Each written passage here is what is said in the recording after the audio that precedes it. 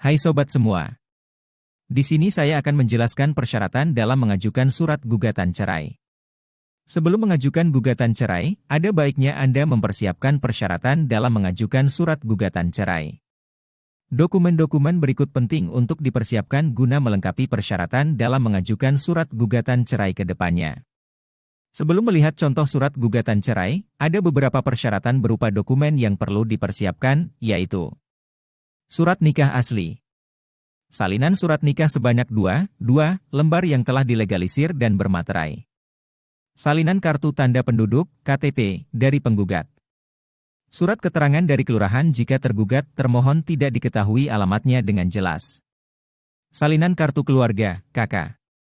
Fotokopi akta kelahiran anak, jika memiliki anak, yang sudah bermaterai dan terlegalisir.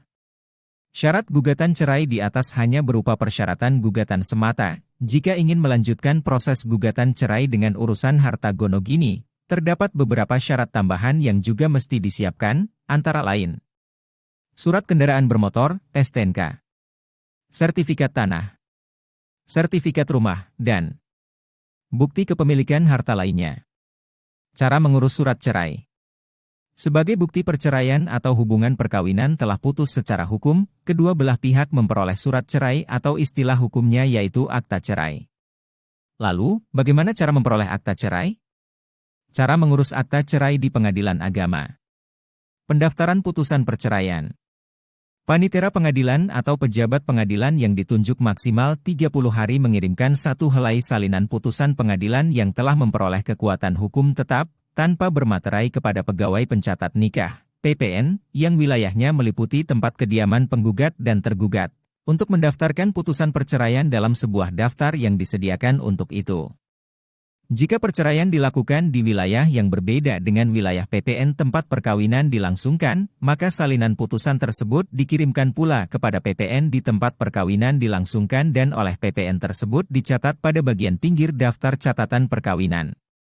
Sedangkan jika perkawinan dilangsungkan di luar negeri, maka salinan putusan tersebut disampaikan pula kepada PPN di tempat didaftarkannya perkawinan mereka di Indonesia.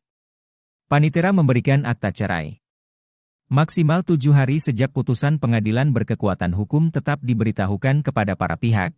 Panitera wajib memberikan akta cerai sebagai surat bukti cerai kepada para pihak.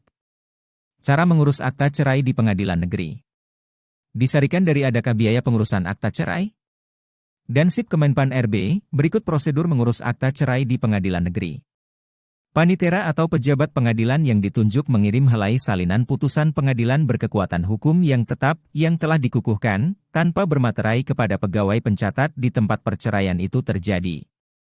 Pegawai pencatat mendaftar putusan perceraian dalam sebuah daftar yang diperuntukkan untuk itu.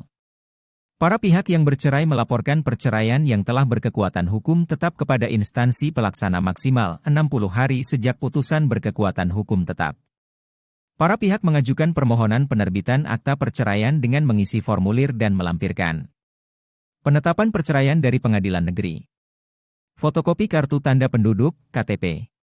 Fotokopi kartu keluarga, KK. Akta nikah asli dari pencatatan sipil, ditarik oleh Dinas Kependudukan dan Catatan Sipil, Disdukcapil, setempat. Petugas melakukan verifikasi berkas permohonan. Petugas melakukan pencatatan dalam buku register. Petugas melaksanakan perekaman dalam database dan menerbitkan kutipan akta nikah. Petugas membuat catatan pinggir pada akta perkawinan. Kepala Dinas menandatangani buku register. Petugas menyerahkan akta perceraian kepada pemohon. Sekian, semoga membantu Anda semua.